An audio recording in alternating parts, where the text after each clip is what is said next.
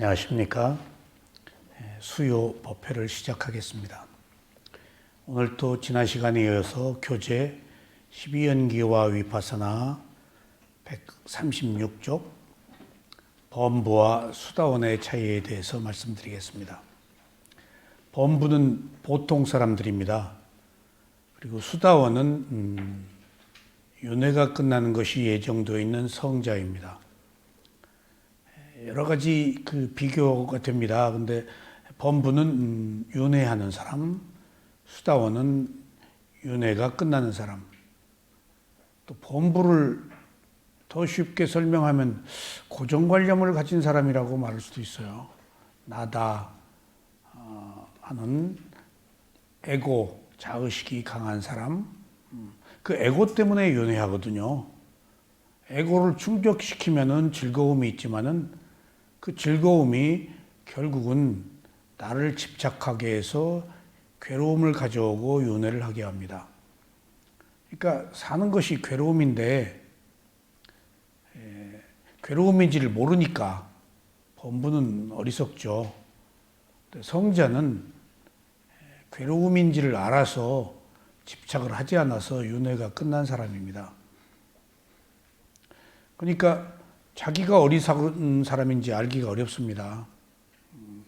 왜냐하면 그 차이는 감각적 욕망에 대한 차이예요. 우리가 감각적 욕망을 위해서 살잖아요. 근데 성자는 감각적 욕망이 괴로움인지를 아는 사람이에요. 지독히 괴로워본 사람이 성자예요. 아직 괴로움이 뭔지를 모르는 사람이 범부예요. 괴로움을 즐거움으로 아는 게 범부예요. 전도몽상이라고 그러죠. 그러니까 감각적 욕망을 탐닉하는 사람이 범부라고 한다면은 여러분들 감각적 욕망을 꼭 뭐 이상스럽게만 생각하지 마세요. 무슨 성적 욕망만을 의미하는 건 아닙니다. 6가지 감각기관이 감각 대상에 부딪힐 때 좋아하는 것. 감각기관은 뭐죠? 몸과 마음에서 느껴지는 접촉하는 최초의 느낌.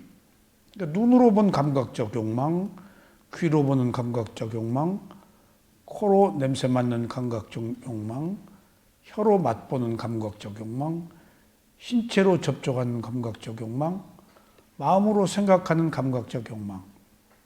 감각적 욕망은 6가지 감각기관이 6가지 감각 대상과 접촉할 때 좋아하고 싫어하는 것이 감각적 욕망이에요. 감각적 욕망은 꼭 즐기는 것만을 의미하지는 않습니다. 괴로워하는 것도 감각적 욕망에 학대하잖아요. 그러니까 즐거움의 반대편에는 항상 괴로움이 있기 때문에 감각적 욕망이 즐거움만을 탐닉하지는 않습니다. 그래서 감각적 욕망을 가진 범부는 모르는 자, 그리고 감각적 욕망이 괴로움인지를 아는 수다원 내지는 사다함, 아나함, 아라한의 성자는 지혜가 있는 자. 그런 차이입니다. 그러니까 모르는 자와 아는 자의 차이예요. 가장 최종적인 핵심은 내가 있는지 아는 자와 내가 없는지 아는 자의 차이예요. 내가 있다고 아는 자는 범부고 내가 없다고 알아야 집착이 끊어져요. 근데 최종적인 관문이 내가 없다는 것인데 이 세상에 내가 없다는 것을 알기가 얼마나 어렵겠어요. 부처가 처음으로 깨달은 진리예요. 그 외에 붓다가 아닌 누구도 다 자아를 강화하는 삶을 살고 강화하라고 했어요. 어떤 성자의 가르침, 어떤 종교, 어떤 이데올로기 전부 자아를 강화하는 거예요. 나를 최고로, 종교도 그렇죠. 사상도 그렇죠. 철학, 학문, 예술이 다 그렇잖아요. 근데 부처님은 그런 것들이 다 괴로움을 유발하는 감각적 욕망이고 그것으로 인해서 윤회를 계속하기 때문에 그것은 어리석음이다 라고 말씀을 하셨습니다. 그러니까 이제 보세요. 요 범부에서 성자로 가는 이 길목이 어떻게 하면 갈 것인가? 중요한 문제죠. 근데 선한 행위를 해야 합니다. 공덕을 쌓아야 돼요. 그러니까 진실을 알려면은 내 눈이 가리질 않아야 돼요. 내가 대상을 있는 그대로 볼 때 탐욕, 성냄, 어리석음으로 보지 않을 때 사는 것이 괴로움이라고 합니다. 그러니까 공덕을 쌓은 자는 진실을 찾아서 바른 길을 가고, 공덕을 쌓지 못한 자는 동물적 본성만 가지고 살기 때문에 자아가 강화됩니다. 그러니까 그 차이예요. 그리고 계율을 지키는 자와 계율을 지키지 않는 자. 계율을 지키지 않는 것의 배경에는 뭐가 있을까요? 에고가 있어요. 이기주의. 나를 위해서 계율을 어기죠. 심지어 처자식을 먹여 살리기 위해서 나 이랬다 라고 면죄부를 받으려고 하는데 똑같은 거예요. 그 변명이에요. 처자식은 변명이고 자기를 위해서 하는 거예요. 그러니까 공덕이 있는 자는 범부의 괴로움에서 성자의 지혜로 바뀌고, 또 수행을 하는 자, 있는 그대로 보는 자는 범부에서 성자로 갈 수가 있죠. 그러니까 우리가 범부에서 성자로 가기 위해서는 누구나 에고로 계율을 어기고 감각적 욕망을 추구하고 산단 말이에요. 근데 그 산 결과로 괴로움이 왔을 때 괴로움을 극복하고 바르게 살려고 하는 의지를 내는 게 공덕이라고요. 그러니까 공덕과 괴로움을 심각하게 받아들이는 차이로 범부와 성자가 구별될 수 있습니다. 그러니까 성자는 괴로워서 사는 것이, 괴로워서 자기가 살아온 족적을 벗어난 새로운 삶을 사는 겁니다. 그러니까 괴로움이 얼마나 위대한 진리예요. 그러니까 우리들에게는 괴로움이 있다고요. 근데 괴로움을 어떻게 보느냐 하는 시각의 문제예요. 괴로워 죽겠네가 아니고 괴로움이 있네? 라고 보면 괴로움의 원인이 발견돼요. 괴로움을 배척하지 않고 있는 그대로 받아들이면은 왜 괴로운지를 알게 된다고요. 그러면은 그 괴로움으로 인해서 우리는 위대한 반전을 할 수가 있다고요. 그게 남의 얘기가 아니고 제 얘기입니다. 저는 감각적 욕망이 많아서 비교적 안 해본 것도 없이 많이 해봤어요. 허투루 살고 일탈하고 끊임없이 뭔가를 추구하고. 원래 구도자들이 그래요. 한 곳에 안주 못해요. 거기 만족할 수 없기 때문에. 해보면 뻔해요. 근데 또 다음으로 간다고요. 다음도 뻔해요. 그게 윤회예요. 끝없이 찾아 헤매는데 만나기가 어려워요. 부처님도 그러셨어요. 근데 제 경험에 의하면 공덕이 있어야 바른 스승을 만나더라, 그 얘기입니다. 공덕이 없으면은 있어도 그냥 지나쳐요. 제가 매우 위대한 스승 밑에서 바른 법을 공부하면서 살 때에도 많은 사람들이 옵니다, 그곳에. 다 스쳐 지나가요. 머물지 않고.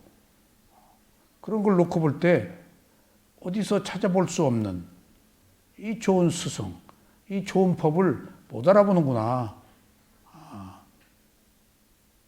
그것이 무슨 차이일까요? 공덕의 차이라고요. 어제 사진 찍는 사람이 사진을 찍으러 가자고 그래서 수원 화성 행궁에 갔는데, 방화수류정 연못 있는 데는 사람들이 철쭉꽃이 피어서 굉장히 많은데, 그 행궁, 왕이 행차하시던 행궁은 사람이 없어요. 그래서 이제 그 우리나라 이조 시대의 그 건축물들 일로 절로 이제 찍고 너무 더워서 한 켠에 앉아 있는데 이제 사진을 찍는 동호인하고 둘이 갔죠. 좀 여기서 쉽시다 하고 앉아 있는데 앉아서 쉬다가 뜻하지 않게 좋은 구도를 발견했어요.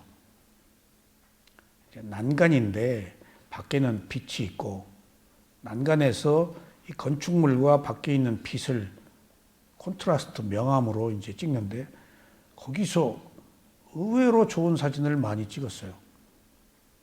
일로 찍고 저로 한 발 옮기면 또 구도가 다르고 뒤돌아봐도 다르고 하늘로 쳐다봐도 다르고 아래로 내려봐도 다르고 그냥 좌우 상하로 옮겨가면서 한참을 찍는데 그 툇마루에 앉아서 있는데 어떤 좋은 장비를 가진 노년의 그 좋은 딱 사진 찍는 사람들은 카메라 보고 알아요. 저 사람 장비가 좋다. 그러면 그 좀 사진 찍는 사람들이 옷부터 차림부터 사진 찍는 자세도 보고 알아요. 근데 우리가 찍었던 장소를 비켜서 앉아 있는데 그분이 우리가 찍었던 장소로 탁 올라오더라고요. 그래서 우리 둘이 그랬어요. 저 사람이 작가인가 아닌가 봐라. 그때. 그걸 어떻게 하느냐? 우리가 발견한 구도에서 사진을 찍느냐 못 찍느냐. 근데 이렇게 둘러보더니 그냥 가고 있어요. 물론 그 사람의 기호일 수도 있겠지. 있다고 발견하는 게 아니구나. 꽤 괜찮은 구도였는데. 그런 것처럼 우리가 있다고 다 우리 것으로 할 수도 없고 또 보세요. 아무리 좋은 구도가 있다고 찍는다고 다 사진이 아니에요.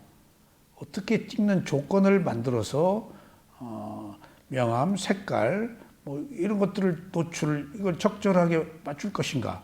아무리 좋아도 노출이 안 맞으면 안 되고 또 색깔을 제대로 내지 못하면 그 조건이라고요. 그게 원인과 결과예요. 그러니까 우리가 법이 없어서 공부 못하는 게 아니에요. 있어도 우리에게 눈이 띄지 않아서 내가 진실인지 알지 못해서 찾지를 않는 거예요. 그러니까 그게 보니까 공덕이더라고요. 공덕. 우리 눈을 여는 것. 그러니까 결과적으로 범부와 성자도 공덕의 차이로 구별되는 것이기 때문에 달리 설명할 길이 없어요. 선한 행위 한 사람이 선한 과보를 받는 거예요. 그러니까 결론은 선한 행위를 해야 되고 그리고 수행이 선한 행위의 가장 적극적인 행위입니다. 바람일 남 베풀고 하는 거 있죠. 법바람일, 몸바람일, 보시바람일, 지게바람일 여러 가지가 있는데 수행바람일이 최고예요. 공덕이 없는 사람은 수행을 해도 안 돼요. 정말 안 돼요. 그러면 어떻게 할 것이냐? 그래도 수행을 계속해야 그게 공덕이에요. 공덕이 없다고 공덕 탓해서도 또 안 돼요. 없는 공덕을 어떻게 탓해요? 그러면은 또 자기가 그 공덕을 수행으로 만들어야 돼요. 그런 것처럼 결론적으로 공덕이 최종적인 어떤 그 바탕이지만은 더 중요한 것은 공덕이 있고 없고를 떠나서 공덕을 만들고 만들지 않는 자기 의지가 더 중요하다고요. 결국은 자신의 마음이에요. 이 세상은 내 마음이 결정하는 거예요. 그러니까 공덕은 그런 의미에서 핵심적인 요소이지만은 부수적인 거예요. 공덕이 없다고 못 하나요? 공덕이 없으면 만들면 되죠. 그 만드는 게 선한 의도다고요. 없다고 남의 탓하고 한탄할 게 아니다고요. 없으면 지금 새로 만들면 되죠. 새로 시작하면 되죠. 늦었다고 생각할 때가 제일 빠를 때니까. 영원히 이 길을 못 찾잖아요. 그런 것과 같습니다. 그래서 오늘은 또 다시 범부와 성자를 한번 비교해 보시겠습니다. 범부는 스스로 거만하게 자랑하거나 자존심을 내세우는 자만심이 있습니다. 수다원에 이른 성인 역시도 자만심이 생길 수 있습니다. 내가 수다원이다. 이 자만심이, 수다원은 아직 무아가 완성된 사람이 아니기 때문에 무아를 보긴 봤는데 안개 속에서 봤어요. 그 순간 내가 없다는 생각으로 열반에 들어가긴 했지만은 나오면은 또 자아가 생깁니다. 얼마나 오랫동안 얼마나 노력해서 쌓아온 자아예요? 그게 한번 열반에 이른다고 없어질까요? 어렵습니다. 수행자 여러분들은 한번 생각해 보십시오. 자신에게 자만심이 생겼을 때 이 자만심이 지속되는 것이 하루인가, 한 달인가, 1년인가 생각해 보시고 지속되는 시간이 길면 틀림없이 범부입니다. 그렇죠? 갔다가 얼마나 돌아오느냐. 아, 내가 욕심 부렸네. 그러니까 자만심이 강하면은 열반과 괴로움과 가깝고, 자만심과 먼 성자는 열반과 가깝고 괴로움과 멀고. 그렇죠? 그러니까 자만심, 범부의 특징은 애고 자만심이에요. 이 자만심이 아라한이 되어야 없어져요. 수다원 사다함 아나함도 자만심이 있어서 한 번 더 태어나요. 그러니까 가장 어려운 게 무아예요. 그리고 불교에만 무아가 있고 어느 이데올로기, 어느 사상에도 무아는 없어요. 다 자아를 강화하는 거죠. 그러니까 불교가 유일하게 깨달음을 얻는 종교이고 또 가장 보편적 진리이고 어느 특정한 종교의 교리가 아니에요. 이건 세상을 살아가는 인간의 교리예요. 동물의 교리는 아니에요. 이게 동물은 깨달을 수가 없잖아요. 그러니까 인간의 교리가 부처님의 가르침이에요. 그래서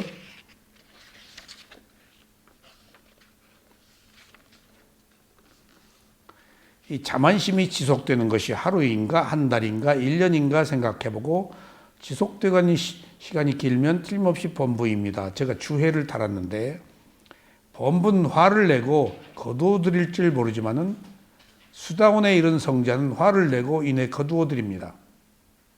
수다원이 되었어도 아직 완전한 지혜가 나지 않아서 감각적 욕망과 악한 의도를 가지고 있습니다. 여기서 악한 의도는 성냄입니다. 범부의 경우도 두 가지가 있습니다. 화를 내고 화를 거두어 드릴 줄 모르는 사람과 화를 내고 이내 거두어 드리는 사람이 있습니다. 화를 내고 거두어 드릴 줄 모르는 사람은 무명이 깊은 사람이고 화를 거두어 드릴 줄 아는 사람은 아직 수다원이 되지 않았지만 수다원이 될 가능성이 있기 때문에 쫄라 쏟다빠나 작은 수다원이라고 합니다. 지금 수다원이 되면은 7가지 청정과 16가지의 깨달음의 단계에 이르러서 한번 열반에 들어간 사람인데 그런 사람은 일단 7생 이내에 윤회가 끝나도록 예약되어 있습니다. 그런데 부처님께서는 아직 수다원에 이르지 않았지만은 누가 나를 비난할 때 깨진 종처럼 반응하지 않으면은 나는 그가 아직 성자가 아니어도 성자로 예우하겠다 라고 하셨어요. 그러니까 거기서 저는 깨진 종처럼 반응하지 않는다. 종이 깨지면 소리가 안 나잖아요. 근데 우리는 온갖 비난에 즉각 반응하고 찡하고 소리를 내잖아요. 하루만 내는 게 아니고 이틀 365일 소리를 내요. 종 음이 있잖아요. 에밀레종 치고. 그러니까 종 음으로 우리가 살고 있는 거예요. 종 쳤어. 근데 그 여운으로 살고 있는 거예요. 그 여운이 뭘까? 기억이에요. 끝났는데 기억으로 지금 되살리고 살고 있는 거예요. 그래서 특히 남이 비난할 때 비난에 깨진 종처럼 반응하지 않으면 나는 그를 성자로 예우하겠다라고 했는데 그런 사람을 쫄라 수다빠나 수다원이 되지 않았지만 작은 수다원으로 예우하겠다 했는데 특히 또 다른 경우에는 12연기를 원인과 결과를 아는 사람은 지옥 축생 사악도에 떨어지지 않고 그런 자를 작은 수다원이라고 또 해요. 그러니까 중요한 게 지옥 축생 악귀 아수라 사악도에 떨어지지 않는 게 뭘까요? 원인과 결과를 알기 때문에 나쁜 짓 그렇게 안 한다는 겁니다. 했다가도 얼른 참회하고 되돌린다는 겁니다. 그게 막무가내로 돌려버리면은 다시 괴로움을 해결하기가 어렵겠죠. 그래서 일단 수다원도 화를 내는데 범부도 화를 내고 수다원은 아이고 잘못했네 하고 있는 그대로 알아차려서 평정심을 유지하고 범부는 부글부글 그냥 계속 두고 화를 내는 거죠. 인류 역사 그렇지 않습니까? 로미오와 줄리엣이 바로 그렇죠. 양가. 저도 결혼을 할 때 처갓집에서 사주가 안 좋다고 결혼을 반대한다고 장모님이 그러셔서 그래서 물어봤더니 본인한테 물어봤더니 자기는 나를 괜찮대요. 부모님이 반대해서 걱정하지 말아라 그러면. 그리고 제가 잘 아는 꽤나 유명한 사람한테 형님 아는 사람이에요. 연예인들이 많이 다니고 꽤나 그 알려진 사람인데 어떻게 인연이 있어서 형님 저 장가 가려고 그러는데 좋다고 좀 해주세요. 한테 데리고 와라. 그러더니 야 겉궁합은 안 좋은데 속궁합은 좋다. 또 겉궁합까지 안 좋으면 내가 반대했을 텐데 해도 좋겠다. 이제 본인 설득이 문제란 말이에요. 그래서 딱 불러놓고 인류 역사의 비극은 사랑하는 사람이 결혼하지 못하는 것이다. 로미오와 줄리엣이 그거다. 우리는 교육을 받았기 때문에 극복하자. 어때? 선택해라. 어때? 선택하겠대. 그럼 나만 믿어라. 그러니까 그 시쳇말로 예정되어 있는 부분들도 상당 부분 우리가 노력해서 바꿀 수 있어요. 근데 우리 장모님이 본 사주가 틀린 건 아니었어요. 그러니까 결혼하고 오랫동안 제가 외국에 나가 수행했잖아요. 집을 비웠다고요. 왔다가 또 금방 가고. 그러니까 이게 우리 가족이나 그쪽 집이나 나를 좋게 보겠어요. 그래서 나는 그때마다 이 수행이 좀 거짓말 좀 했죠. 이 수행이 때가 묻으면 연륜이 흐르면 나이가 먹으면은 조금 그 가치가 있어진다. 내가 이 수행을 계속하면 지금은 별 볼 일 없지만은 나이를 먹으면은 이제 진중해지고 상당히 중후한 삶을 살 것이다. 이게 시간이 흐르면 이게 무게가 생기는 거다. 그러니까 좀 기다려라. 그랬습니다. 그런 것처럼 저도 중간에 계속 그만두려고 했죠. 하루면은 12번, 24번도 더 그만두고 싶어요. 매 시간 집에 가고 싶고. 근데 괴로움 때문에 가면 또 괴롭잖아요. 또 술 먹어야 되고, 사업할 때 끊어야 되고, 또 악의 다툼해야 되고. 그러니까 그런 것들이 이제 진절이 쳐지고 괴로움이라고 알았기 때문에 구도의 길을 갔는데, 이제 수행도 괴롭네, 이게. 수행도. 근데 수행은 빛이 보여요. 그리고 여기서 현재 하고 있는 동안에도 내가 지속적인 단계적 과정의 지혜가 성숙되기 때문에 가시적으로 뭔가 내가 얻는 것이 있다고요. 근데 범부의 감각적 욕망은 끝이 없어요. 그것도 없어요. 그냥 수렁 속에 빠져서 허우적거리는 것밖에. 가시적인 어떤 희망, 길이 보이질 않더라고요.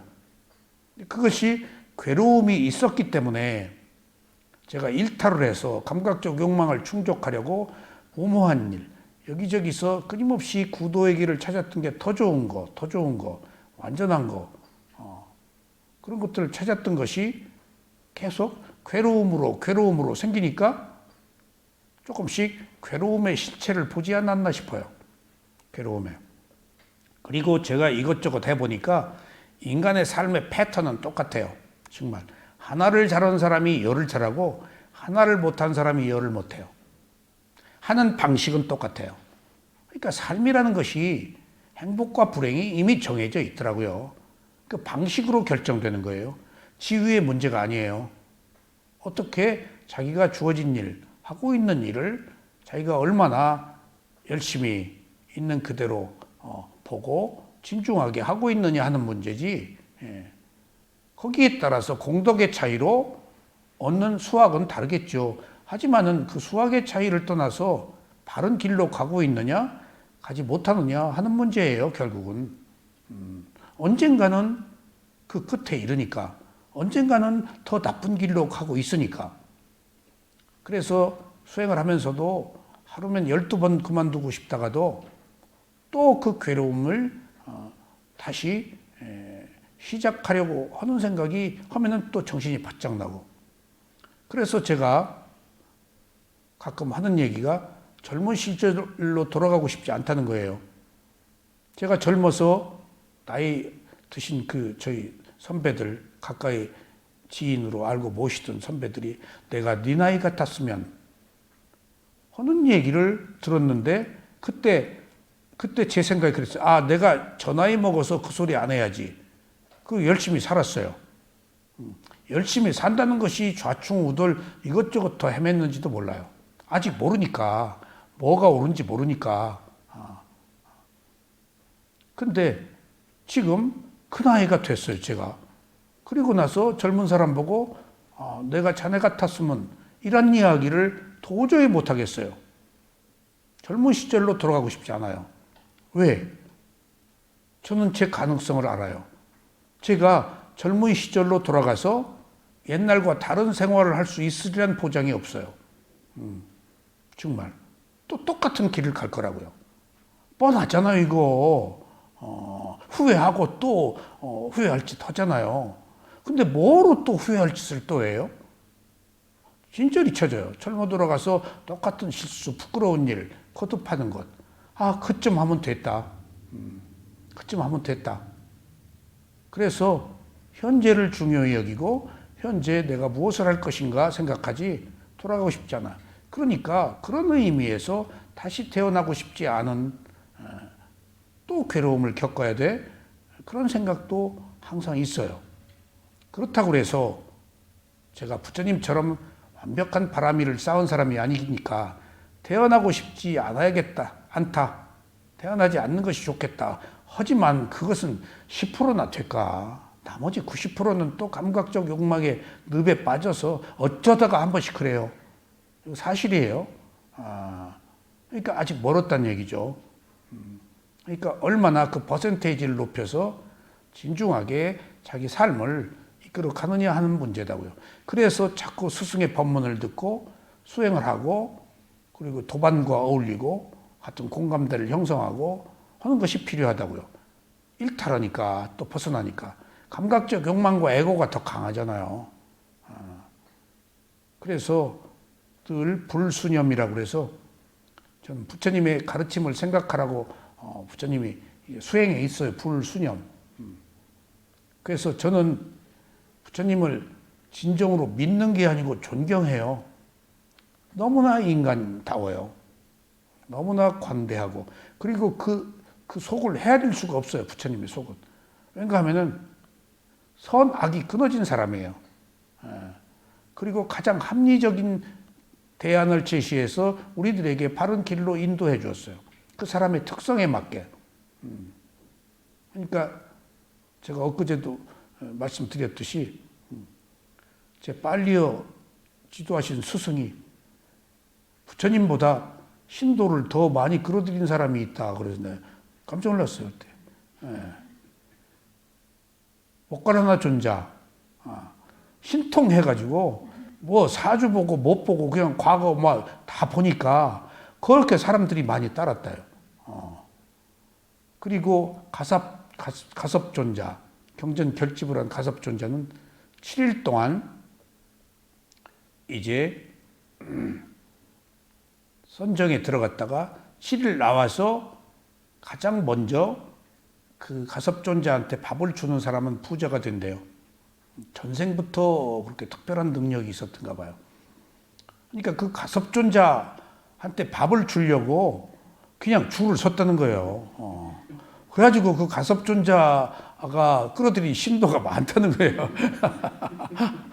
그러니까 부처님은 옳은 얘기 하는데 그 시대에도 능력이 있는 목가라나 존자나 능력이 있는 가섭존자한테 그렇게 인기가 있어서 인산인해를 이루었다는 얘기를 들으니까 부처님이 또 불쌍하기도 하고 진실이라는 게 얼마나 시장에서 대접을 못 받는가.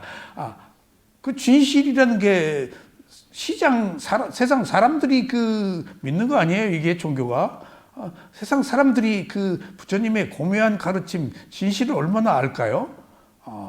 우선 겉으로 드러나 보이는 것에 현혹되고 인기 있는 거 아니에요. 요새 보세요.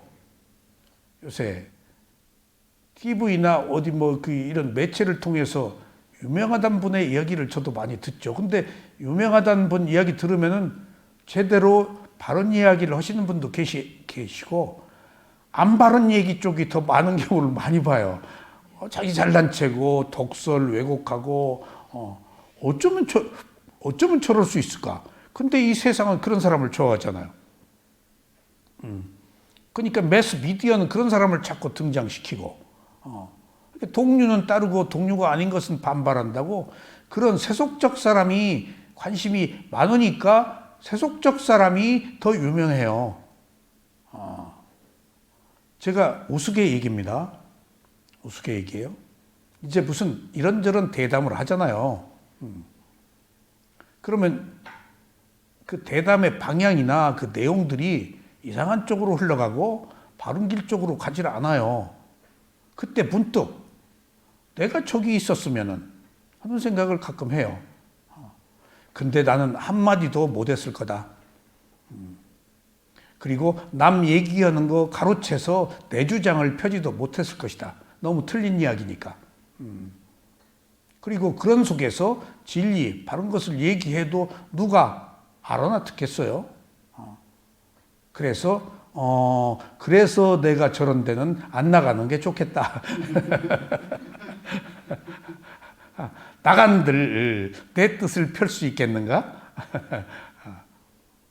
오늘 또 시내 교통이 너무 막혀서 라디오를 듣고 있는데 그 사회자가 피한 얘기를 해요. 그래서 딱 피안이 열반이거든요. 저 건너로 간다가 피안이에요. 고통의 바다를 건너 간다. 근데 피안이 저 건너로 간다 하는 얘기래. 그래서 이제 무슨 얘기를 하는가 봤더니 조금 전에 방송한 얘기예요. 꼭 건너가야 되는 것은 아니다. 건너가기 전에 그것을 보는 것도 아름다운 것이다. 방향이 이상하게 흐르네. 그 피안을 엉뚱하게 얘기를 해. 안 피안으로. 청작. 고통의 바다를 건너가서 괴로움이 끝나는, 윤회가 끝나는 해탈의 자유를 얻는 건데 감상적으로 반드시 건너가야 아름다운 것은 아니다. 한강 그 부근에 한강 내가 옆에 지나오면서 한강 조망권을 봤어. 그 사람이 지금 한강 조망권에 살고 있나? 한강 조망이 드니까 한강 안 건너가도 보는 것으로. 그러니까 진실을 모르면 그렇게 왜곡한다고요. 그 좋은 괴로움이 끝나는 피안도 건너갈 필요가 없대. 보는 것이 더 아름다운 거래. 그러니까 그건 모르고 하는 얘기지. 그거 아마 작가가 쓴 글을 읽었을 거예요. 방송이니까. 그 작가가 다양한 이야기를 쓰죠. 그러면 아나운서는 읽죠. 그 이제 작가 원고대로 읽겠지만 작가가 피안을 모르고 얘기한 거예요. 그러니까 얼마나 아름다워요. 피안. 건너가지 않고 쳐다보는 것도 아름다운 것이다. 한강다리 그 강 건너 있는 그 고층 빌딩 눈 내리고 비 내리고 이 진실은 이렇게 왜곡되는구나. 그러니까 그런 의미에서 이게 유명해야 되는 건 아닙니다. 훌륭해야 돼요. 훌륭한 것은 알려져 있지 않아요. 범부는 유명할 수 있어요. 성자는 유명하지 않아요. 훌륭해요. 저희 쇠우민 사야도한테 그걸 저는 봤어요. 정말 훌륭한 분인데 근데 너무 안 유명해요. 너무 몰라요. 숲속에서 너무 안 유명해요. 근데 너무 계율을 지키세요.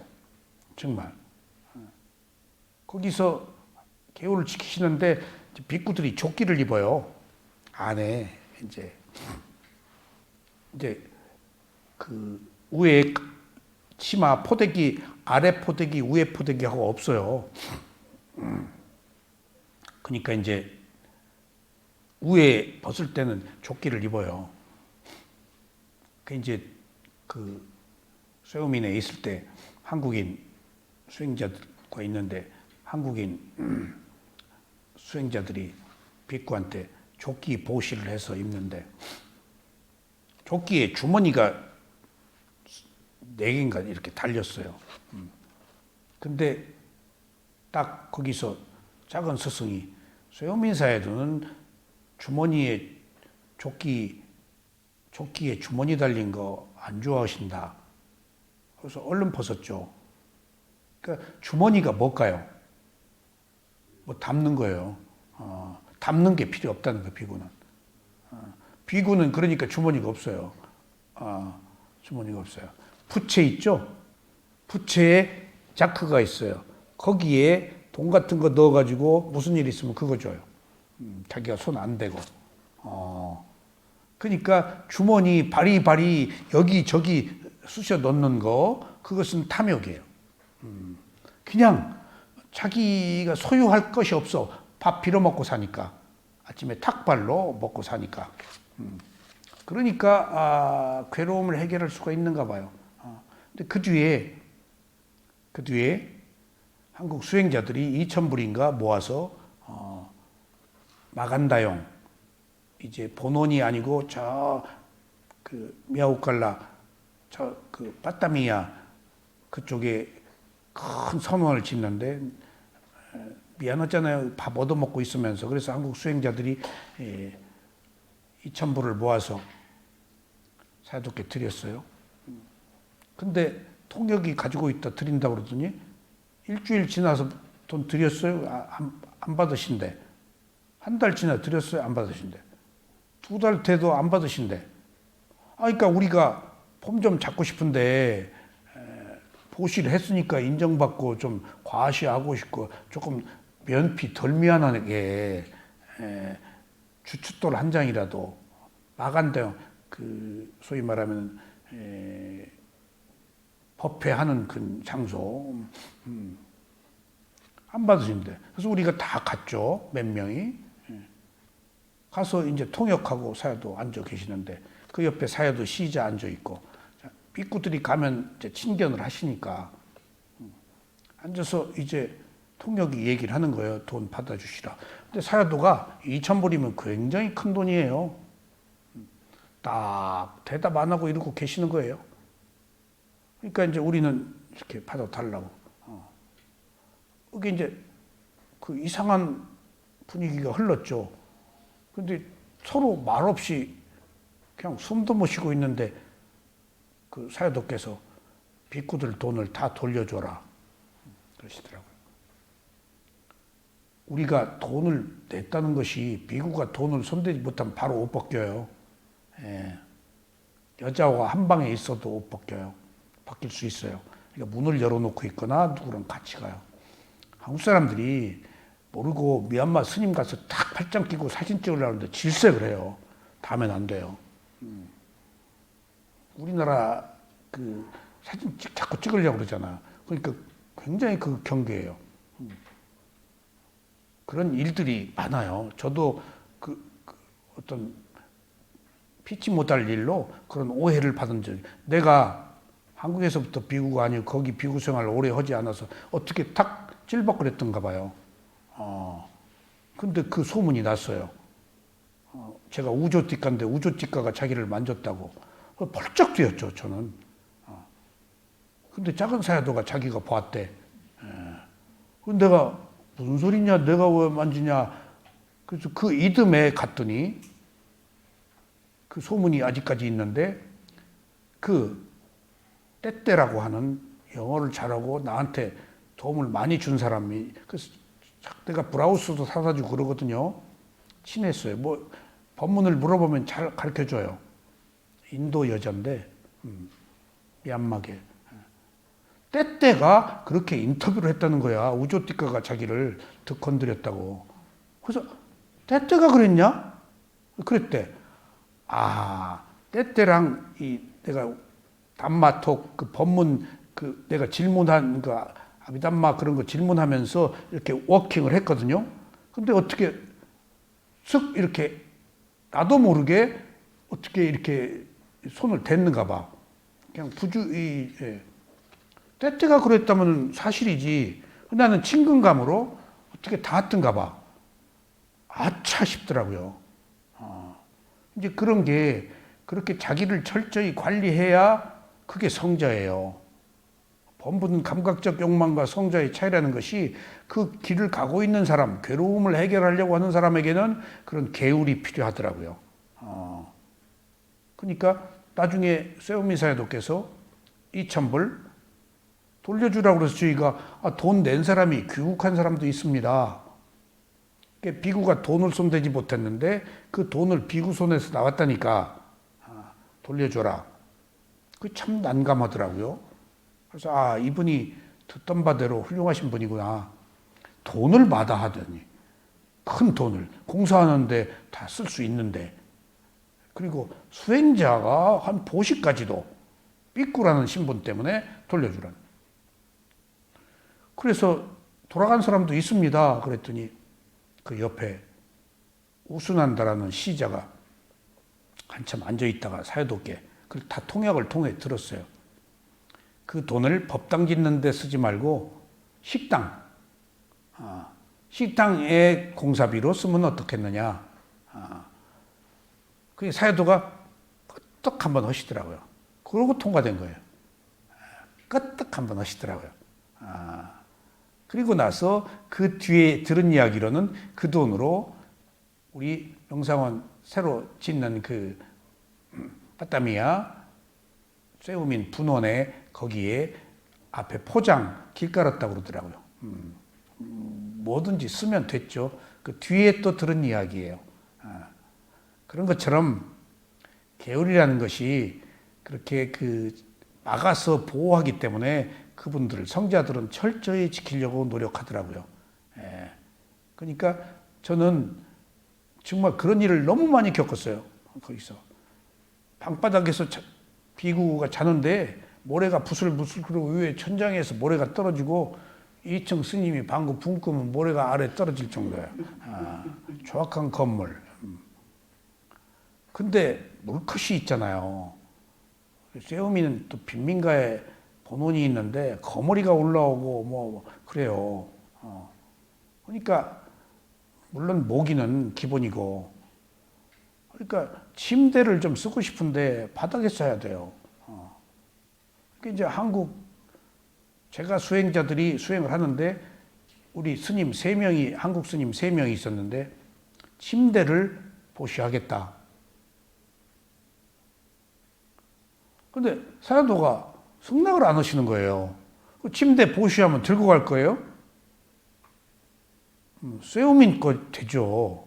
그리고 비구들이 좀 편리하게 살면 있죠. 그리고 침대 쓰는 스님도 계세요. 근데 우리 외국인 숙소 방에는 없었다고요, 하여튼. 아니, 2개월이 돼도, 그냥 우리끼리는, 아이고, 이제 침대 사준다고 그러니까 한국 저 보살들이 아유 빨리 사와. 그 사도가 아직 승낙이 안 떨어졌다고. 동혁한테 얘기해서 빨리 여기서 침대 못 사게 하겠어. 2개월 가. 그래서 얘기하니까 사도가 대답을 안 하신대. 그래서 또 좀 가보라고 하라고. 그랬더니 또 통역이 찾아가서 한국 빅구들 침대를 도네이션 하겠다고. 근데 이야기가 어떻게 전달됐는지 한국 빅구들이 돈 내서 산다는 줄 알아가지고 한 2개월간 승낙을 안 하셨던가 봐요. 그러니까 한국 제가 수행자가 도네이션을 한다. 보시를 한다 그랬더니 누가 하느냐 그래서 여기 통역학원 미스조가 한다. 그랬더니 미스조가 하냐고 그랬더니 껐떡하더래. 그래서 그 이튿날 침대 들여와가지고 침대에서 잤어요. 나무 침대. 조금 떨어지면은 물것이 조금 덜 물죠. 또 모기장을 또 치고 자고 그러니까. 그런 것처럼 괴로움을 해결하기 위해서는 감각적 욕망을 희생하는 그러한 행위가 필요합니다. 감각적 욕망을 충족시키면서 괴로움을 해결할 수는 없어요. 감각적 욕망 그것 자체가 괴로움이니까. 그러니까 우리가 뭔가를 얻으려고 할 때는 뭔가를 하나 희생해야 돼요. 근데 희생을 안 하고 얻으려고 그래요. 그게 문제예요. 그게 에고예요. 다 그냥 다 얻으려고 그래요. 지위도 돈도 여자도 뭣도 다 얻으려고 그래요. 그냥 그럴 수 없어요. 불가능해요. 뭔가 하나 희생해야 돼요. 그래서 우리가 수행은 그런 희생을 지금 답습하고 희생의 길을 가는 거예요. 왜냐하면 수행할 때 힘들잖아요. 졸리고 아프고 허기 싫고 한 것을 극복하잖아요. 그걸 감각적 욕망을 희생하는 거예요. 지금 수행이. 그러니까 수행을 우습게 보면 안 돼요. 뭔가를 희생해서 그 빈자리에 새로운 것이 들어오는 그런 것들이 진실한 것이죠. 다 가질 수 없습니다. 여러분들. 버린 자리에 새로운 게 들어와요. 꽉 차면은 들어올 수가 없어요. 그래서 수행이라는 것이 새로운 패러다임. 있던 것을 자꾸 비우고 인내하면서 해야 새로운 것이 들어오는 거예요, 지금. 그러니까 우리가 살고 있던 습관이 아닌 새로운 습관을 만드는 것이기 때문에 수행이 매우 그런 의미에서 최고의 바람일 공덕이다 라고 하는 거예요. 삶의 질이 개선되고 삶의 방향이 전환돼요. 수행이라는 게 그런 거예요. 자, 어떤 사람들은 원하는 것이 있을 때는 그 원하는 것을 얻을 때까지 원하는 마음이 계속 지속됩니다. 어떤 범부는 다른 사람들로 인해 불만스러울 때 다시는 이 사람을 현생에서 안 보고 다음 생에서도 보지 않겠다고 생각합니다. 만약 그렇다면 틀림이 없는 범부입니다. 이 생에서도 안 보고 다음 생에서도 안 본다. 그렇게 될까요? 주위에 한번 봅시다. 불만스러울 때 다시는 이 사람을 현생에서 안 보고 다음 생에서도 보지 않겠다고 생각합니다. 그렇죠. 우리가 마음먹은 대로 되니까 결국은. 그런데 좋아하는 것을 좋아하는 가래가 있거나 미워하는 것을 좋아하는 가래가 있거나 이 두 가지가 바란다는 것에 있어서는 같은 것입니다. 자, 미워해. 그러면은 325쪽의 주예요. 미워해. 그러면 미워하는 걸 좋아하는 거예요. 더 빨리 만나요. 더 확실히 만나요. 투사하는 거예요. 근데 파장이 계속 미워하죠? 끌어당기고 있는 거예요. 멀리 못 따라나게 해요. 주머니 속에 넣고 다녀요. 기억 속에 저장해 놓고 잠재의식 속에 저장해 놓고 어떻게 그 사람과 떨어지겠어요? 철푸덕 자식으로 만나거나 부부로 만나서 이혼하거나 폭력 행사하거나 얼마나 우리들의 삶에 있어서 가족이 형제가 얼마나 불미스러운 일들이 많아요. 살다가 헤어지면 그런 원수가 없어요. 또 가까운 것만큼 반대급부의 원수가 되잖아요. 저도 남자 쪽도 제가 알고 저희 산악회 선배고 여자 쪽은 화가인데 가까우신 분 너무 가까이 지냈는데 그러니까 아주 곤란해요. 아주. 어떻게 하다 그 얘기가 나오면은 근데 이미 오래전 이야기인데 그 증오, 미움이 화가들의 경우라서 그런지 색깔이 강해서 그런지 미워하는 것도 강렬해. 막 그 매우 공격적인 언어를 써요. 열정이 있다는 얘기지. 근데 이쪽에 남자는 우리 산악회 선배다고요, 원로. 그러니까 내가 두 쪽을 알으니까 그 얘기가 나오면은 어떤 때 곤란한 경우가 있는데 어떻게 하다 그렇게 다 친하게 됐어요. 내가 한 번은 선생님,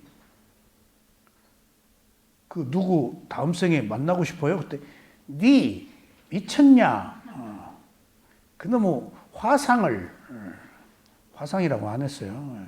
예를 들면은 그 인간을 내가 죽여도 시원찮은데 또 만나나? 선생님 만납니다. 네 경상도 분이신데 네 선생님 내가 솔직히 얘기했는데 계속 미워하신다. 그만 좀 미워하라고. 미워하는 것을 좋아하고 계시다. 미워하는 것을 좋아하면 다음 생에 철부덕 만난다. 이제 부부로 만났는데 자식으로 만나든지 부모로 만나든지 그래서 또 미워한 가품을 한다. 그만 끊어라. 미워하면 끌어당긴다. 내가 이 수행을 하고 나서 그런 얘기를 해드린 거예요. 아니다. 부정하시지만은 더 이상 부부의 문제니까 개입은 제가 할 수 없었지만은 그러니까 저도 진실을 말씀드렸죠. 나중에 어느 사찰 방 하나 그분이 꽤나 유명하신 분이셨어요. 남자도. 어느 절에 사찰에 방 하나 빌려 쓰고 있는데 거기서 돌아가셨다고 그쪽에서 연락이 와가지고 자식들이 있으니까 나중에 들은 이야기로 그 장례에 갔다 왔다고 참 잘하셨습니다. 참 아주 그러면 이제 마음의 정리가 됐지 않겠어? 아주 잘하셨습니다. 그런 것처럼 다음 생에 만나고 싶지 않다라고 우리가 한다면은 다음 생에 만나기를 내가 지금 투사하고 있는 거라고 아세요. 우리가 어리석기 때문에 미워하는 것을 좋아하는지를 몰라요. 지금 우리가 자학적인 거 그것을 즐기잖아요. 미워하는 것을 좋아하지 않으면 미워하는 것을 계속할 이유가 없어요. 미운 거 싫잖아요. 싫은 걸 왜 계속 미워해요? 좋아하고 있다는 거예요, 지금. 싫으면 생각도 안 나요. 잊어버리려고 그래요. 싫은 걸 괴로우니까 잊어버려요. 정말 그렇습니다. 너무 가혹한 괴로움은 가마득하게 백기처럼 생각이 안 난대요. 잊으려고 노력했기 때문에. 근데 뭔가 계속 기억해서 말하고 있다면 투사한 거예요. 여러분들, 생각한 것이 말로 되는 것은 행위예요. 생각하고 끝나야 돼요. 근데 생각한 것을 말로 했다? 그럼 확인한 거예요. 그리고 내가 끌어당기고 만드는 거예요. 그러면 생각과 말과 행위, 신구삼업이라고 그러는데 행위가 이미 생각을 말로 해서 비난하거나 저주하거나 했어. 그러면은 생각을 구체화해서 끌어당겨서 행위를 한 거야. 그럼 안 달아나요. 우리가 그러고 있다고요. 계속 뭔가 지나간 일, 아무것도 아닌 일. 근데 차가 있으면 계속 내가 핍박받았다, 무시당했다 해서 계속해요. 한국과 일본의 관계처럼. 한국과 일본의 관계처럼. 로미오와 주리엣 관계처럼. 한국과 일본의 관계를 로미오와 주리엣에 비교하기는 좀 그렇네. 정서적으로.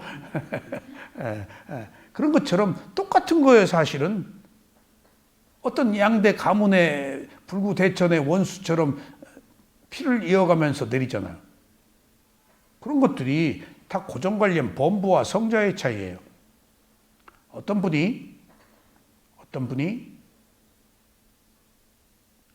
비파사나 수행을 지도해달라고 알려달라고 그래서 교수들 모여 한 몇십 명 모였는데 제가 미얀마에서 와가지고 특별히 부탁을 받아서 그런데 제가 안 가는데 또 부탁한 사람 때문에 또 면면이 그분들이 우리나라 불교계를 또 한 축을 담당하던 분이고 그래서 그 모임에 가서 위파사나 얘기를 했더니 막 반발을 하는 거예요. 그래서 나는 위파사나 얘기하러 왔는데 왜 한국 불교하고 비교를 하시죠? 제가 한국 불교를 미안하지만 잘 모릅니다. 그래도 자꾸 비교를 하고 반발을 해. 그러니까 그 안에서 또 저를 옹호하는 사람, 저를 비난하는 사람, 그래서 나는 가만히 있었지. 미얀마에서 얼마 수행하다 오면요, 누가 풍장을 치고 비난해도 동요가 아직 안 가요.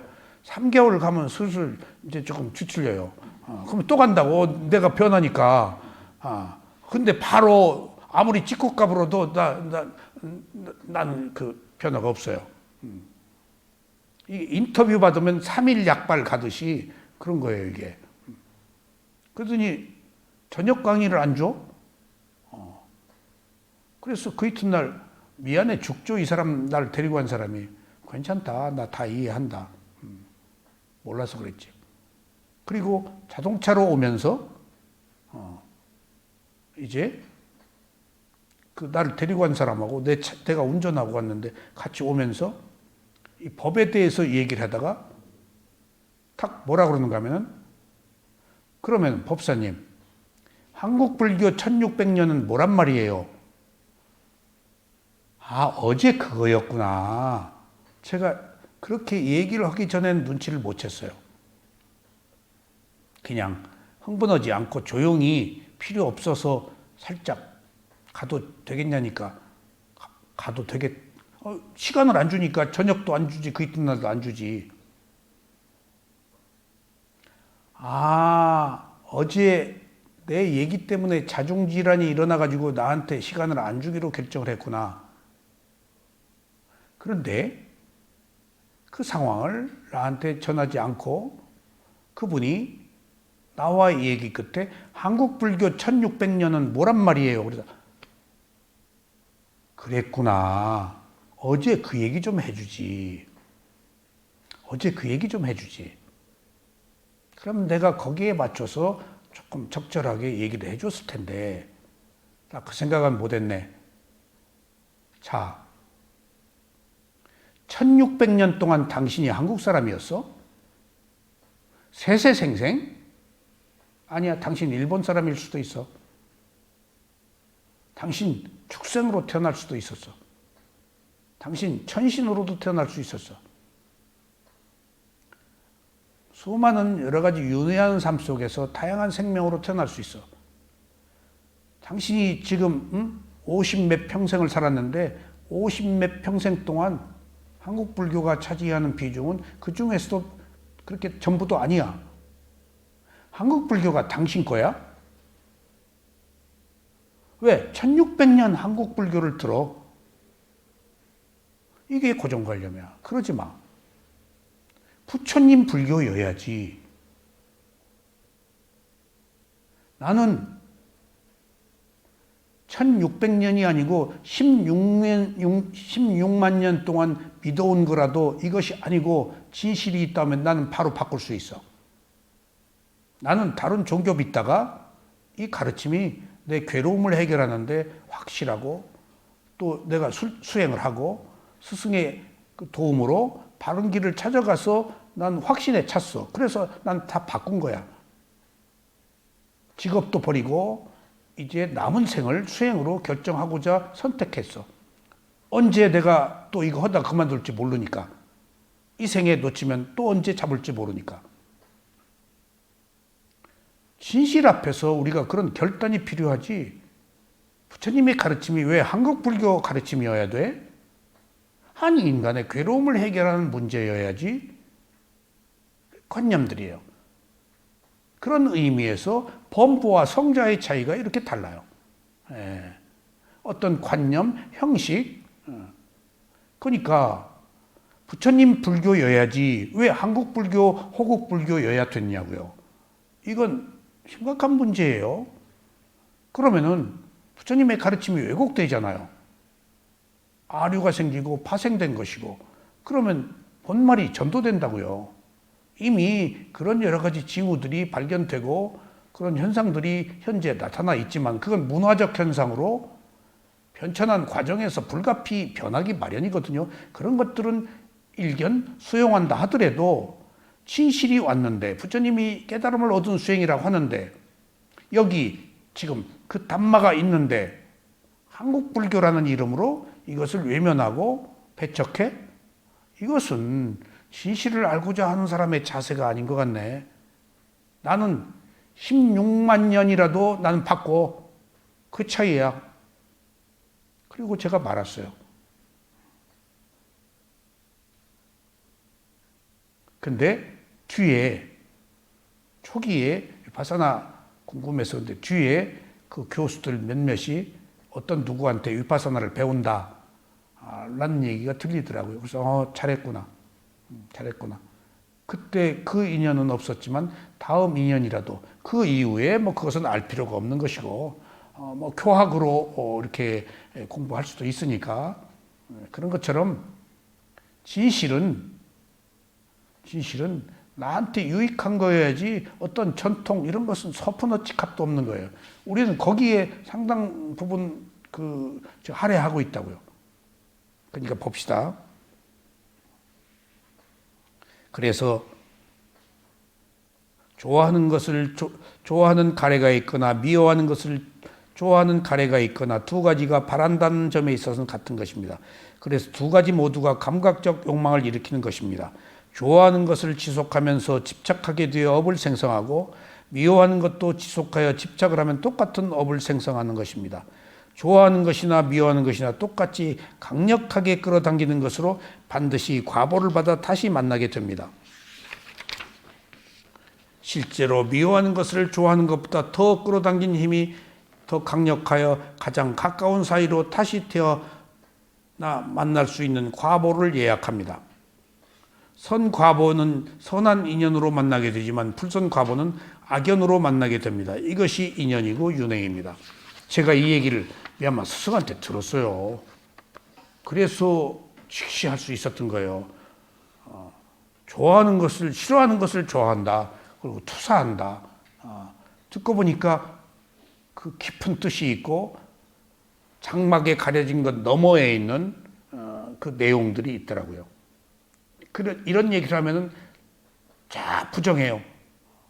당신 괴로워하는 것을 좋아하고 막 내가 괴로워 죽겠는데 왜 좋아하냐? 그럼 왜 계속 괴로워하냐? 그걸 집착하고 끌어안고 있는 거 이미 지나간 사건이다. 근데 왜 지나간 사건을 끌어안고 기억 속에서 부둥켜 안고 괴로워하냐? 당신이 좋아하기 때문이다. 싫어하면 생각 안 해. 아니래 그래도. 이제 언젠가 생각이 나겠지. 안 받아들이려고 그러니까. 그런 겁니다. 수다원의 도가에 이른 성인 역시 불만족스러울 때가 있습니다. 아직 완성이 안 됐기 때문에 여기서 불만족이라는 게 괴로움이에요. 어떤 경우에는 불만을 느끼고 화를 내지만 화내는 마음을 대상으로 알아차립니다. 그래서 그 마음이 선하지 못한 마음임을 알아 불만이나 화를 계속 지속시키지 않습니다. 이처럼 범부는 계속 불만을 토하거나 끊임없이 화를 내면서 살지만 성인은 화가 일어났어도 이내 사라집니다. 알아차리니까. 그러니 이제 수행자 여러분은 좋지 않은 마음이 일어나더라도 그 마음을 계속 이어가지 마십시오. 그리고 좋지 않은 마음을 즉시 알아차려서 성인의 길로 가까이 가십시오. 근데 제 체험에 의하면은 화 팍 냈다가 풀을 내니까 자존심 상하더라고.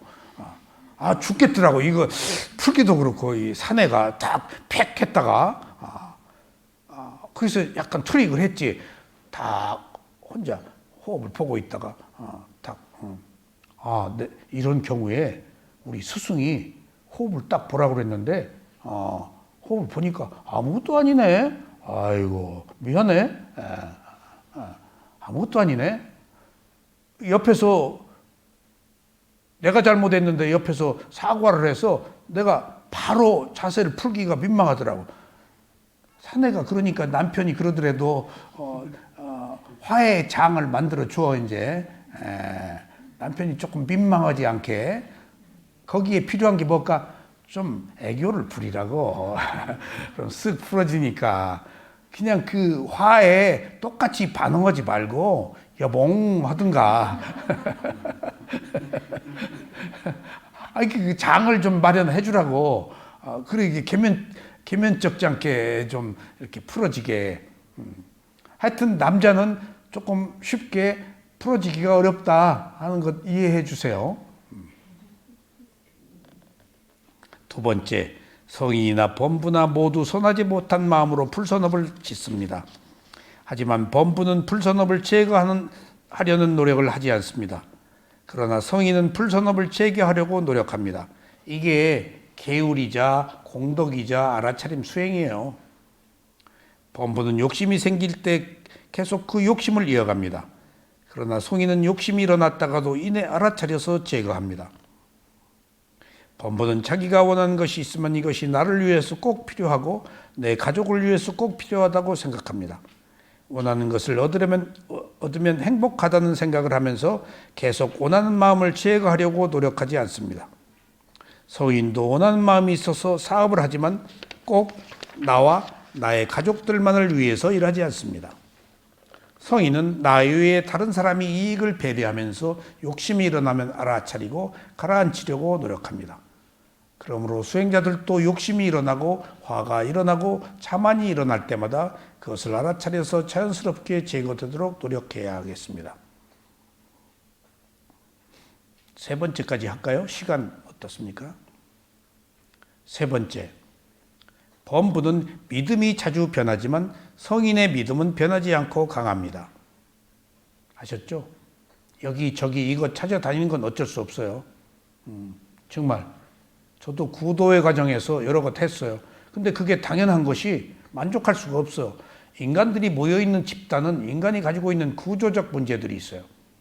그 뜻은 괜찮지만 사람들이 이렇게 얽혀 있어서 안 좋아요. 그러면 그 뜻도 왜곡돼 보여요. 떠날 수밖에 없어요. 정말. 그러니까 어느 것이든지 그것을 구성하는 것은 인적 구성은 사람들이 하기 때문에 다 문제가 있어요. 사람이 치거나 뭐에 치거나. 그래서 도판의 독군들이 여기저기 다 거기 가보면 또 거기 있어요.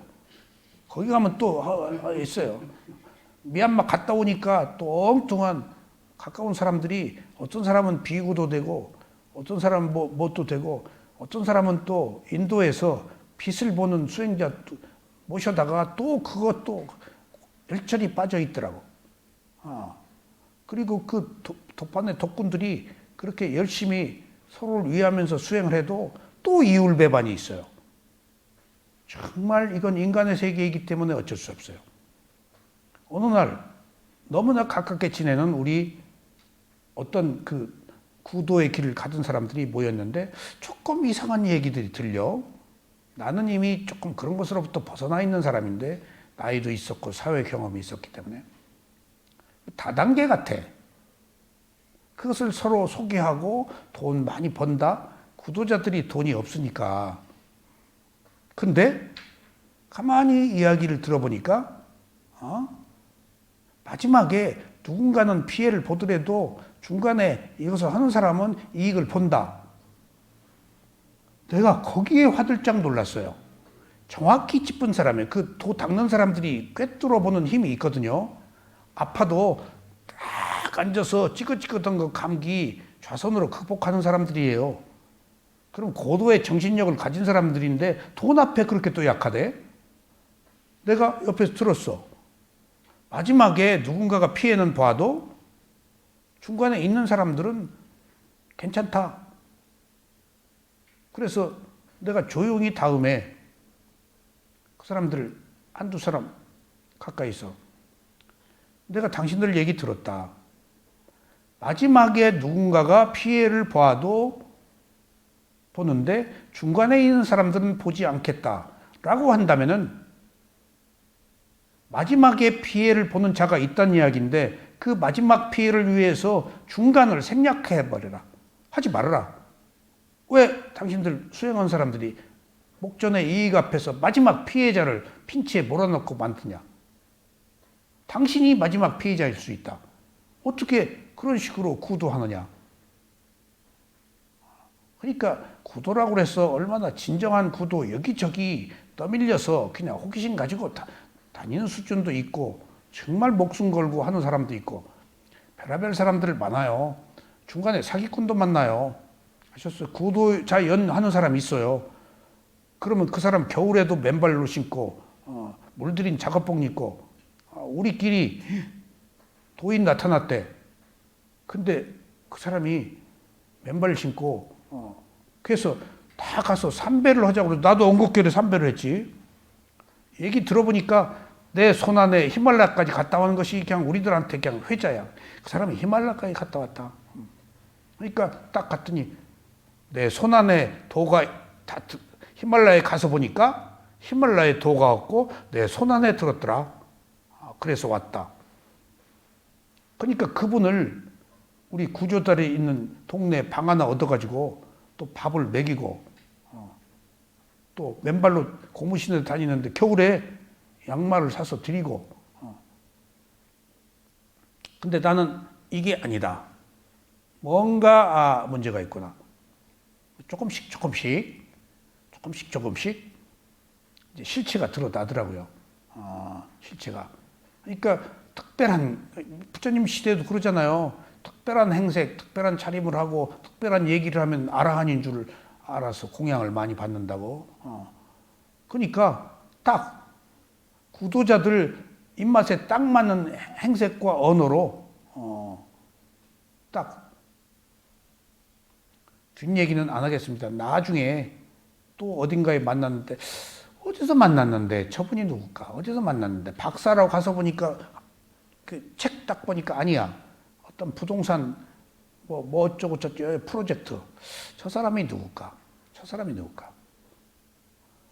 분명히 봤는데 10년 전에 바로 그 사람이야. 맨발로 거대한 부동산 여의도에 어디 내가지고 그 엄청난 프로젝트를 자기가 수행을 좋아한다나 땅을 몇천 평이고 주어서 거기다 성을 짓게 할 수 있다. 그러니까 사람들이 또 와 있고 그러더라고.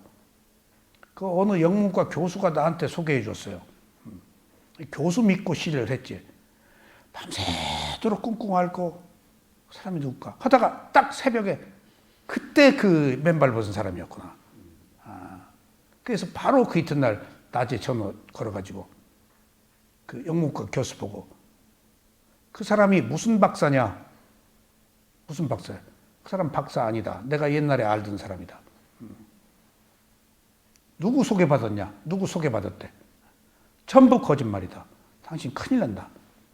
그 부동산 내가 가평에 땅을 가지고 지금 10,000평을 사가지고 프로젝트를 하고 있는데 이미 토지며 뭐며 다 알지.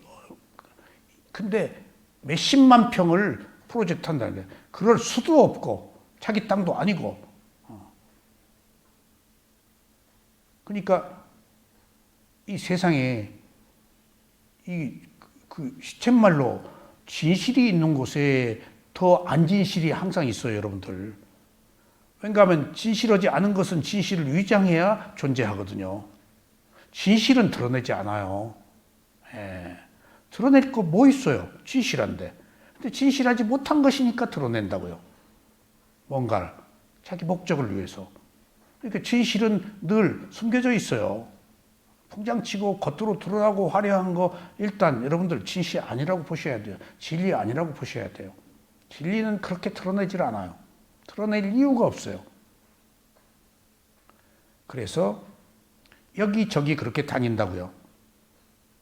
범부들은 불교의 수행을 통해서 도와 과를 얻을 수 있다는 믿음이 적어 이 종교 저 종교를 기웃거리며 수행을 게을리합니다. 그러나 성인은 불교를 통해서 이미 도와 과를 얻었기 때문에 믿음이 항상합니다. 이와 같이 믿음이 항상하지 않는 것이 범부고 믿음이 항상하는 것은 성인입니다. 아셨죠? 이때 성인은 맹목적 믿음이 아닌 확신에 찬 믿음. 범부는 이익을 위해서 끊임없이 맹목적으로 뭔가 자기를 던져버려. 괴로우니까 범부는 그 믿음의 자기를 던져요. 그래서 면피를 받아요. 구원을 받아요. 어떤 분이 여기서 수행을 하러 오는데 왜 이렇게 복잡하냐? 수행은 자기가 찾아서 가는 길이기 때문에 복잡해 보이지만은 몸과 마음에서 나타나는 현상을 보는 매우 단순한 겁니다. 아니, 힘들 때 그래도 이 길을 가셔야 됩니다. 저절로 오지 않습니다.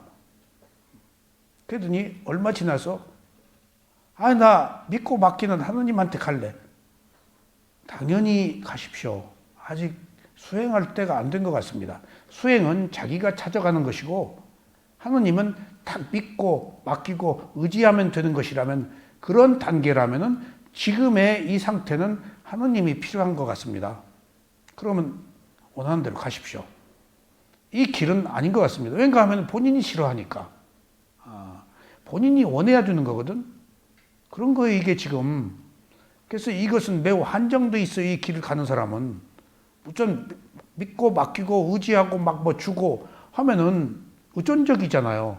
그러면 조금 우리가 뭐 안에, 가족 안에, 사회 안에 무슨 뭐 파평 윤씨다, 뭐 현풍 곽씨다, 어떤 시족 안에, 뭐 안에, 학교 안에, 우리 동네 안에 보호받고 있을 때 조금 편안하잖아요.